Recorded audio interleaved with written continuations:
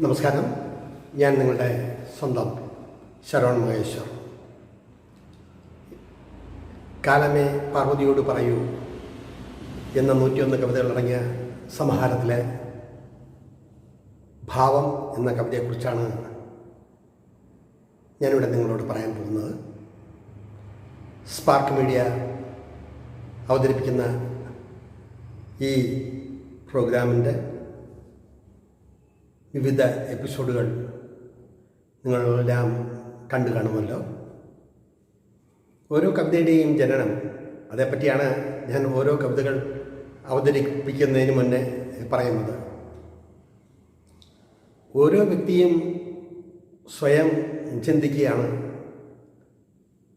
ഞാൻ എന്ന വ്യക്തി ഈ പ്രപഞ്ചത്തിൽ എന്തോ വലുതാണ് എന്ന തോന്നൽ.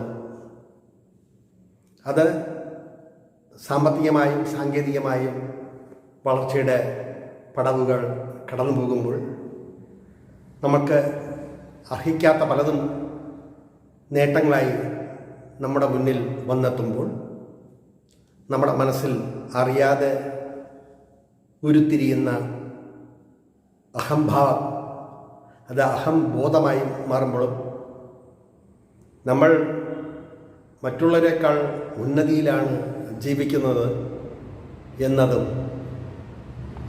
പല അവസരങ്ങളിലും പലരിൽ നിന്നും കാണാൻ ഇടവന്നിട്ടുണ്ട്. ഇവിടെ ഒരു പരാതിയും പരിഭവവും പറയുകയല്ല, മറിച്ച് ഈ പ്രപഞ്ചത്തിൽ നമ്മളൊരു നീർക്കുമ്പള പോലുമല്ല, എപ്പോൾ വേണമെങ്കിലും പൊട്ടിപ്പോകാവുന്ന ഒരു ശ്വാസം മാത്രം. എന്തിനാണ് ഞാനിത് നിങ്ങളോട് പറയുന്നു എന്ന് വെച്ചാൽ, ഒരുപാട് കർമ്മമണ്ഡലങ്ങളിൽ പ്രവർത്തിക്കുന്ന ഒരുപാട് രാജ്യക്കാരെ, ജീവിതത്തിൽ ലോകമെമ്പാടുമുള്ള ഒരുപാട് രാജ്യത്തു നിന്നും വന്നിട്ടുള്ള പലതരം പല സ്വഭാവ രീതികളുള്ള, പല ചിന്താഗതികളുള്ള, പല ജീവിതചര്യകളുള്ള, പല അനുഭവ സാക്ഷ്യങ്ങളുള്ള ഒരുപാട് പേരെ നേരിൽ കാണാനും സംസാരിക്കാനും അവരുമായി ജീവിതത്തെക്കുറിച്ചിട്ടുള്ള കാഴ്ചപ്പാടുകൾ പലപ്പോഴും ചർച്ച ചെയ്യാനുമൊക്കെ സാധിച്ചിട്ടുണ്ട്. സുഡാൻകാരും അമേരിക്കക്കാരും ആഫ്രിക്കക്കാരും സാംബിയ തുടങ്ങിയ നൈജീരിയ തുടങ്ങിയ രാജ്യങ്ങളിലുള്ളവർ, ട്യൂണീഷ്യയിലുള്ളവർ,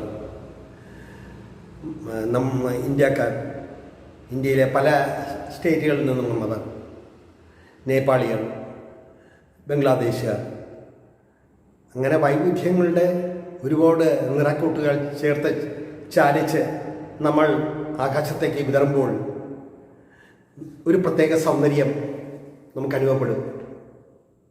അപ്പോൾ ഈ പ്രത്യേക സൗന്ദര്യം അനുഭവപ്പെടുന്നതോടൊപ്പം അത് വീണ്ടും ഭൂമിയിലേക്ക് നിപതിക്കുകയാണ്. അത് ഒരു വലിയൊരു പ്രളയം പോലെ, ഒരു വലിയൊരു ജലപ്പരപ്പ് പോലെ ഒഴുകുന്ന നദീതടങ്ങൾ, തടാകങ്ങൾ,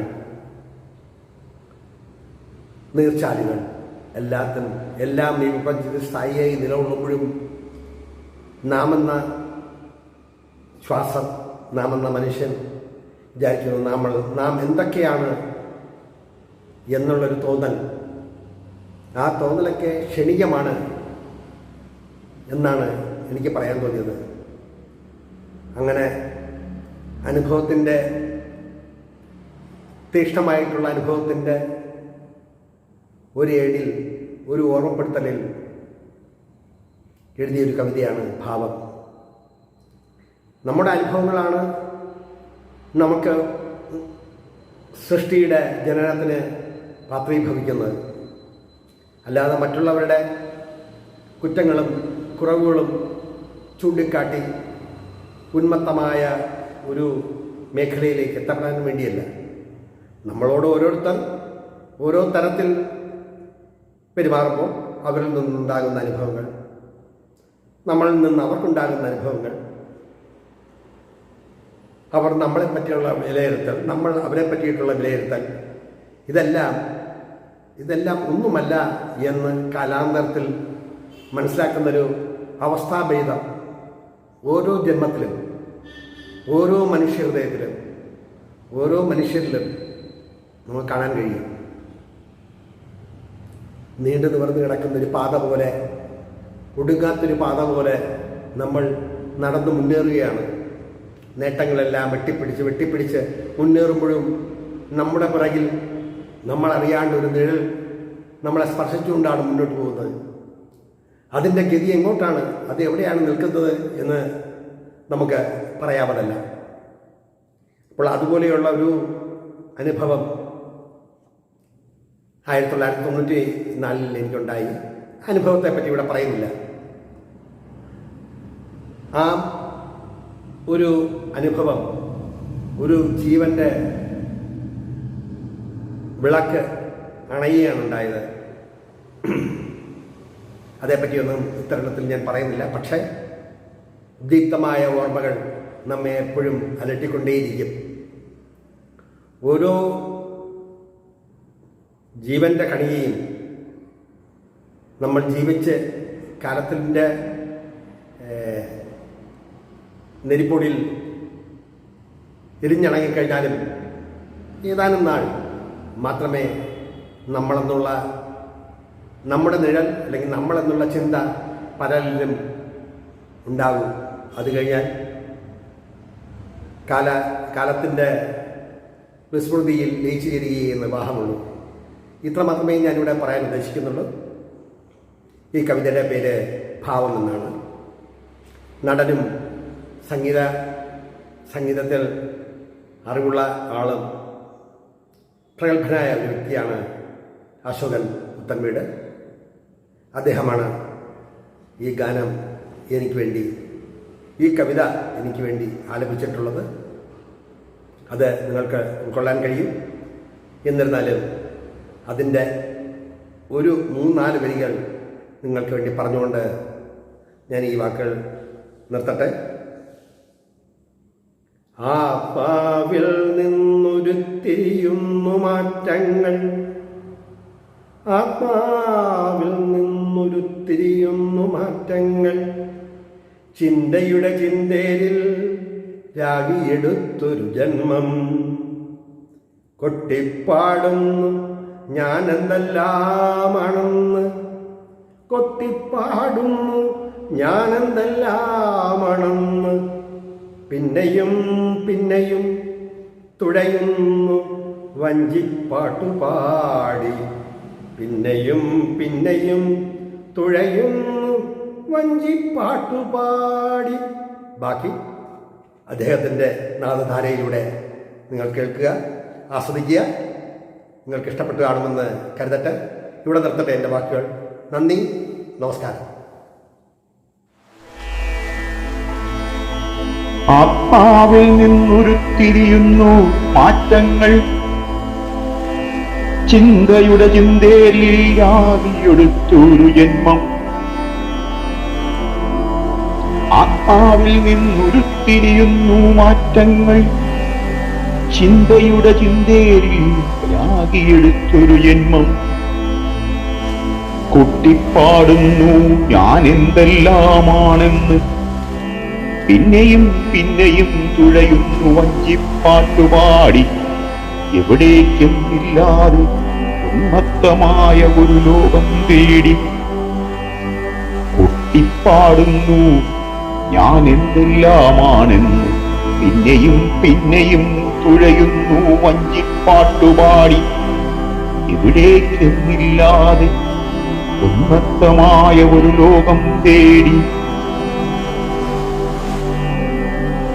ജീവിച്ചു ജീവിച്ചു മറുലോകം പോകാൻ വെമ്പൽ കൊണ്ടു ഒടുവിലെത്തപ്പെട്ടതോ അനന്തമായ നീലാകാശസീമയിൽ. ജീവിച്ചു ജീവിച്ചു മറുലോകം പോകാൻ വെമ്പൽ കൊണ്ട് ഒടുവിലെത്തപ്പെട്ടതോ അനന്തമായ നീലാകാശസീമയിൽ ഉത്കൃഷ്ടമായ ജീവിതം കാലത്തിൽ ലയിച്ചപ്പോൾ ഈ ഭാവമെല്ലാം മഞ്ഞുതുള്ളിയായി മാറിയെന്നു തോന്നി. ഉത്കൃഷ്ടമായ ജീവിതം കാലത്തിൽ ലയിച്ചപ്പോൾ ഈ ഭാവമെല്ലാം മഞ്ഞുതുള്ളിയായി മാറിയെന്നു തോന്നി.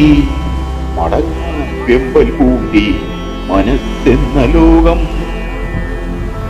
അടങ്ങാൻ വെമ്പൽ പൂണ്ടി മനസ്സെന്ന ലോകം. ആത്മാവിൽ നിന്നുരുത്തിരിയുന്നു മാറ്റങ്ങൾ, ചിന്തയുടെ ചിന്തേരിൽ രാഗിയെടുത്തൊരു ജന്മം.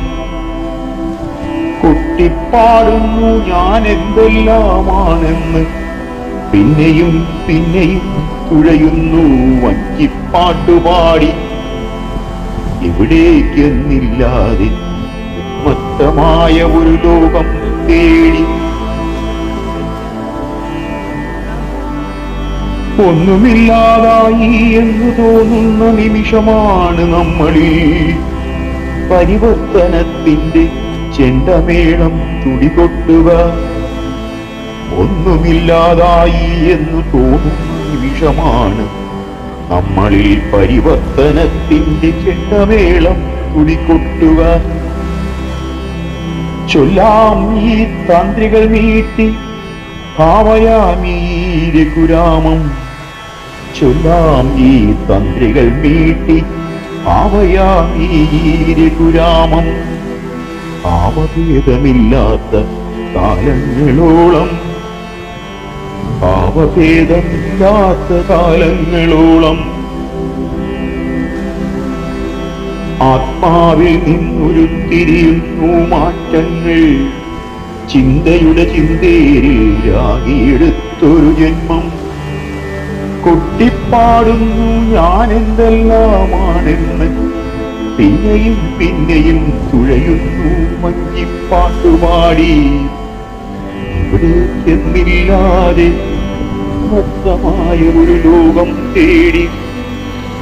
എവിടേക്കെന്നില്ലാതെ ഉന്മത്തമായ ഒരു ലോകം തേടി.